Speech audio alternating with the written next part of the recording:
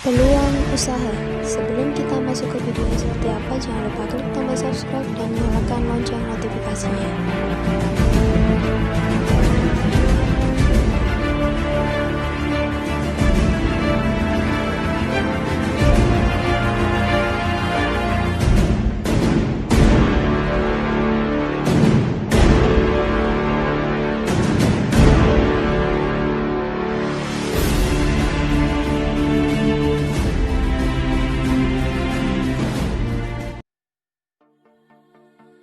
Ide usaha. Ide memiliki arti yaitu pemikiran, sedangkan usaha adalah suatu organisasi yang menjual barang atau jasa kepada konsumen untuk mendapatkan suatu keuntungan. Ide usaha adalah suatu pemikiran yang datang melalui respon seseorang, banyak orang, atau suatu organisasi untuk memecahkan masalah yang teridentifikasi untuk memenuhi kebutuhan di suatu lingkungan, baik lingkungan itu di pasar modal maupun dalam masyarakat. Ide usaha dapat berasal dari mana saja. Yang pertama itu ada dari kebutuhan dan permintaan pasar. Yang kedua ada keahlian dan keterampilan serta kekreativitasan yang dimiliki oleh seseorang. Kemudian hobi atau minat serta pengalaman yang dimiliki oleh seorang pengusaha. Yang keempat adalah jaringan atau realisasi serta dia melakukan ATM. ATM itu adalah amati, tiru, dan modifikasi. Jadi setelah dia melakukan bentuk jaringan dengan seseorang, dia bisa melakukan pengamatan, kemudian dia meniru hasil usaha tersebut. Kemudian bisa berasal dari nasihat atau saran serta kritik yang diberikan oleh seseorang. Kemudian yang terakhir adalah penemuan dan pemikiran yang secara tidak sengaja berdasarkan berbagai pertimbangan. Itu adalah sumber-sumber dari ide usaha. Tahap mendirikan usaha. Dalam membuat suatu usaha tidak bisa dilakukan secara asal. Semua itu membutuhkan suatu manajemen dan pemikiran yang sangat matang dengan memperhatikan berbagai kondisi di kebutuhan pasar serta peluang usaha yang ada.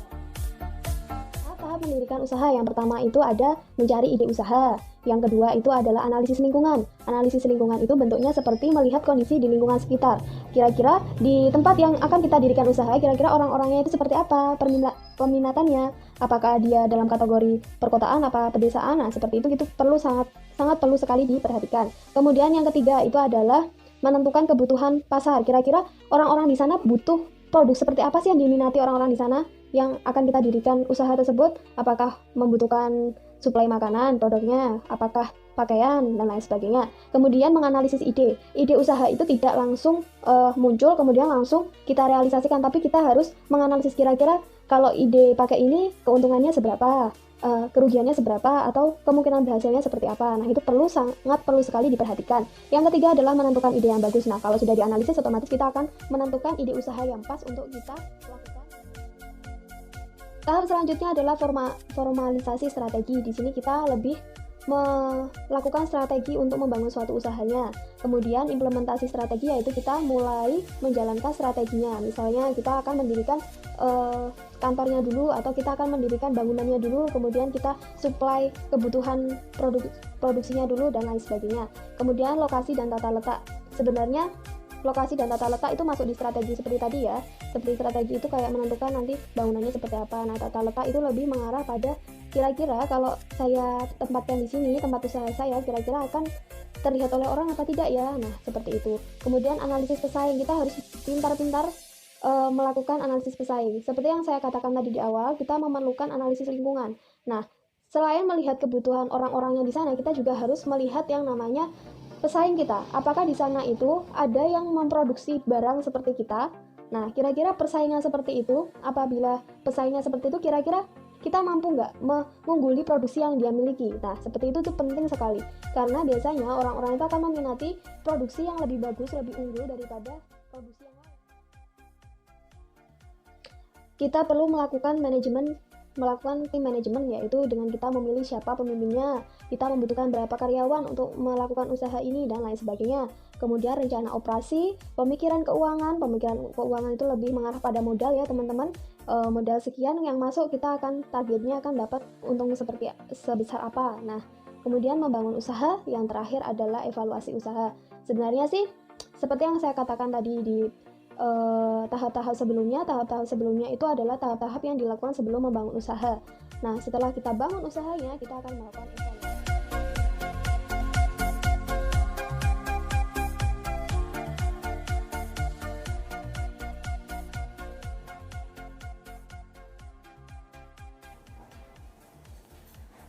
Baik, di sini saya akan menjelaskan pengertian dari peluang usaha dan juga upaya dalam menemukan peluang usaha. Yang pertama, peluang usaha. Apa sih peluang usaha itu? Peluang usaha itu terdiri dari dua kata, yaitu peluang dan juga usaha. Peluang dalam bahasa Inggris itu adalah opportunity, yang artinya adalah kesempatan. Sedangkan dalam KBBI, peluang itu juga sama, artinya adalah kesempatan. Nah, sedangkan untuk usaha itu adalah berbagai daya untuk bisa mendapatkan apa yang diinginkan. Nah, jadi secara terminologis, peluang usaha itu adalah kesempatan yang dapat dimanfaatkan oleh seorang wirausaha. Peluang usaha ini dalam pengertian yang lebih mendalam itu dapat dibagi menjadi dua, yaitu peluang internal dan juga peluang eksternal.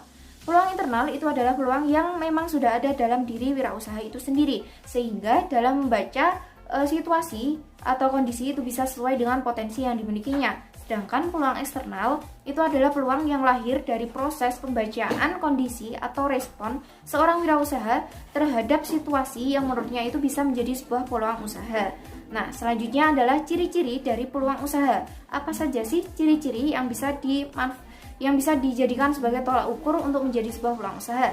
Yang pertama adalah inovatif dan juga kreatif. Apabila usaha itu inovatif dan juga kreatif atau bisa menciptakan suatu hal yang baru, itu insya Allah bisa menjadi sebuah peluang usaha yang baik. Nah, yang selanjutnya yaitu mengantisipasi perubahan, persaingan, dan juga kebutuhan pasar. Dan yang selanjutnya adalah adanya minat. Nah, minat ini harus sesuai dengan keinginan dan juga bakat dari seorang wirausaha itu sendiri. Selanjutnya yaitu tingkat visibilitas teruji, yaitu kelayakan dari usahanya itu teruji dengan baik. Terus ada keyakinan dalam diri wirausaha dalam menjalankan usahanya, dan juga ada profitable atau keuntungan, dan juga ada nilai jual di dalamnya. Nah, selanjutnya yaitu upaya dalam menemukan peluang usaha. Nah, dapat ditentukan atau dapat ditemukan melalui dua pendekatan, yaitu pendekatan dengan permintaan dan juga dengan penawaran. Nah, pendekatan dengan permintaan itu bersumber dari adanya kebutuhan dan juga keinginan dari pasar atau konsumen. Nah, ini dapat dilakukan dengan cara menciptakan suatu alat atau hal baru yang mana sebelumnya itu belum ada. Terus misalnya adanya suatu kebutuhan tapi masih sebagian terpenuhi, dan juga kebutuhannya itu misalnya sudah terpenuhi tapi belum memuaskan. Nah, itu bisa menjadi sebuah peluang usaha. Nah, selanjutnya yang pendekatan penawaran. Nah, ini muncul dari kemampuan atau potensi yang dimiliki oleh seorang wirausaha yang disesuaikan dengan kebutuhan dan juga keinginan pasar. Nah, jadi ini lebih memperhatikan bakat, minat, dan juga kemampuan dari seorang wirausaha dalam menjalankan usahanya itu. Nah, selanjutnya yaitu adalah contoh dari peluang usaha. Ini ada misalnya contoh peluang usaha dalam bidang bimbingan belajar, terus juga misalnya dalam bidang kuliner, atau misalnya catering, terus frozen food, dan juga masih banyak lainnya. Terus misalnya peluang usaha dalam online shop. Nah, ini bisa dimanfaatkan juga menjadi sebuah peluang usaha. Terus ada juga misalnya tanaman hias yang saat ini menjadi sebuah tren dan juga menjadi hobi baru di masa pandemi Covid. Terus misalnya juga ada peluang usaha dalam bidang kerajinan. Nah, ini bisa misalnya kerajinan tangan berupa bros, terus berupa tas, dan lain sebagainya. Nah, ini selanjutnya yaitu ada 5 poin penting yang dapat diupayakan untuk bisa menemukan sebuah peluang usaha. Yang pertama yaitu berpikir positif dan juga kreatif. Nah, ini harus punya pilihan, yakin akan usaha yang dijalankan, mau menerima dan juga mendengarkan gagasan dari orang lain, dan juga menyemangati diri sendiri dan menggauli dunia usaha itu sendiri.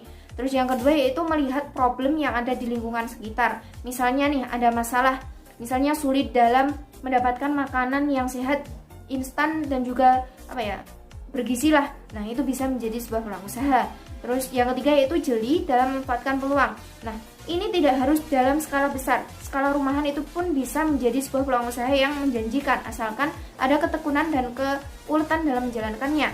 Terus yang keempat, memilih peluang usaha ini berdasarkan potensi yang dimilikinya. Jadi harus sesuai passionnya masing-masing ya. Terus yang kelima yaitu ada memberikan nilai tambah. Nah, nilai tambah ini tidak harus berupa misalnya harga yang murah, tapi juga bisa memberikan nilai tambah dalam segi kualitasnya. Nah, ini bisa menjadi suatu keunggulan dalam suatu usaha atau produk yang sedang dijalankan. Nah, sekian dari saya, kurang lebihnya mohon maaf. Wassalamualaikum warahmatullahi wabarakatuh. Penjelasan terkait ide usaha, peluang usaha, dan seluruh materi yang ada di video ini lebih rinci akan kami share di makalah kami. Link untuk makalah kami ada di description box, silakan diklik dan dilihat. Berikut saya akan menampilkan suatu video yang mungkin ini berhubungan sekali dengan ide usaha dan peluang usaha. Simak terus ya videonya, semoga bermanfaat. Berikut ini adalah 17 ide bisnis yang mungkin bisa Anda lakukan di rumah. Ide bisnis pertama, menjadi dropshipper. Dropshipper adalah agen atau penjual yang menjual kembali produk dari supplier, distributor, atau pemilik toko online, tetapi tidak memiliki produk sendiri untuk dijual, melainkan menjual barang atau produk milik orang lain dengan persetujuan si pemilik barang.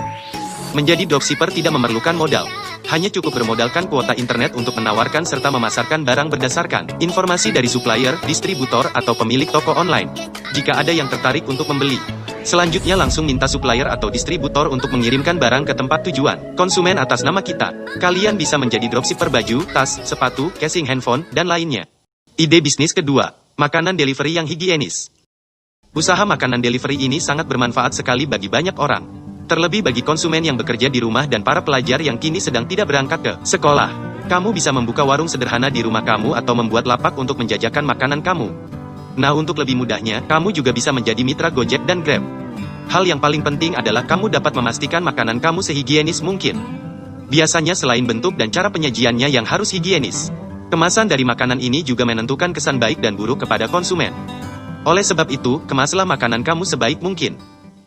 Ide bisnis ketiga, menjadi penulis lepas atau freelance. Menjadi penulis lepas atau freelance bisa menjadi pilihan mengisi waktu luang saat pandemi. Kalau masih pemula, kalian bisa menulis di blog pribadi dahulu. Setelah rajin menulis di blog, dan merasa tulisan kalian sudah memenuhi syarat untuk dikirim ke media,